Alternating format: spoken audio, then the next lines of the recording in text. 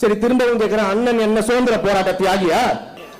இன்றைக்கு மாண்புமிகு முதலமைச்சர் நம்ம எல்லாம் ஆசையோட கூப்பிடுற அந்த காலத்தை, அந்த ஆளுமையாக நம்முடைய தலைவர் அவர்கள் உருவாக்கி இருக்கிறார், மக்கள் அவர்கள் உருவாக்கி இருக்கிறார்கள். இது வரலாற்று சாதனை. இந்த சாதனை அவ்வளவு சாதாரணமாக செஞ்சிட முடியாது. நிறைய சொல்றாங்களே இன்னைக்கு விமர்சனங்கள், தொட்டதுக்கெல்லாம் விமர்சனம் பண்ணிட்டு இருக்கிறாங்க. இப்பதான் ஆட்சி அமைச்சிருக்கோம், அதிகாரிகள் எல்லாத்தையும் கடந்த ஆட்சி இருந்தக்கூடிய அதிகாரிகள் நம்முடைய ஆட்சிக்கு ஏற்ற மாதிரி நம்முடைய நோக்கம் என்ன, ஊழலற்ற ஆட்சியை எப்படி உருவாக்குவது, திறமையான நிர்வாகத்தை எப்படி கொண்டு வருவதுன்னு அனைத்தையும் இப்பதான் நம்ம கொஞ்சம் கொஞ்சமா பண்ணிக்கிட்டு இருக்கிறோம்.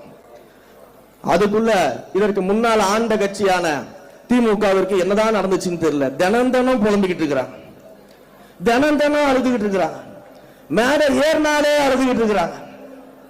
இதுல வேற இப்ப எதிர்கட்சி தலைவராக இருக்கக்கூடிய, சட்டமன்ற எதிர்கட்சி தலைவராக இருக்கக்கூடிய ஒரு மேடையில பேசுறாங்க.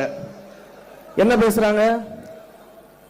நீங்க என்ன பண்ணிட்டீங்க, 2 வருஷம் தான் நீங்க கட்சி ஆரம்பிச்சு ஆகுது, வெறும் கவர்ச்சியை வைத்துக் கொண்டு நீங்க முதலமைச்சர் ஆயிட்டீங்க, நீங்க ஆட்சியை பிடிச்சிட்டீங்க, 2 வருஷம் தான் ஆகுது, 2 வருஷம் தான் ஆகுது. என்ன செஞ்சுட்டு நீங்க வந்தீங்க, என்ன சேவை செஞ்சீங்க, என்ன போராட்டம் பண்ணீங்க? சரி, திரும்பவும் கேட்கிறேன், அண்ணன் என்ன சுதந்திர போராட்ட தியாகியா? அண்ணன் என்ன பண்ணிட்டு இருந்தீங்க?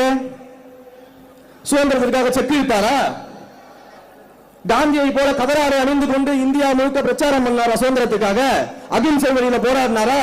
இல்ல மாபெரும் படையை திரட்டி நேதாஜி சுபாஷ் சந்திர போல போரிட்டாரா? அண்ணன் அப்படி என்ன சாதனை பண்ணிட்டு வந்துட்டீங்க? எப்படி நீங்க துணை முதலமைச்சர் இருந்தீங்க இதுக்கு முன்னாடி? அப்ப யாரு யாரை பார்த்து கேள்வி கேட்கறதீங்க?